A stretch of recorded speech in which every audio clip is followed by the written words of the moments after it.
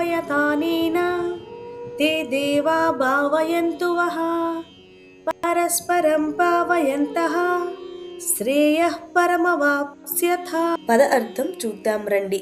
దేవాన్ దేవతలను, భావయథ పోషించండి లేదా సంతృప్తిపరచండి, అనేన ఈ యజ్ఞం ద్వారా, తే ఆ దేవతలు, దేవాహ దేవతలు, భావయంతు సంతృప్తి పరచుగాక, వహ మిమ్మల్ని, పరస్పరం పరస్పరం, భావయంతః సంతృప్తి పరుచుకుంటూ, శ్రేయ శుభం శ్రేయస్సు, పరం అత్యున్నతమైన, అవాప్స్యత పొందగలరు. ఇప్పుడు తాత్పర్యం చూద్దాం రండి.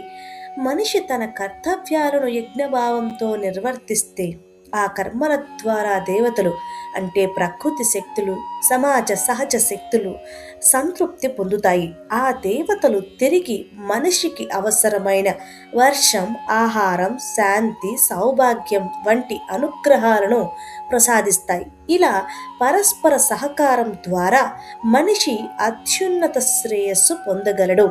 ఈ శ్లోకం చెప్పేది ఏంటంటే, స్వార్థం లేని కర్తవ్య నిర్వర్తనమే నిజమైన జీవన ధర్మం అని. హరే కృష్ణ.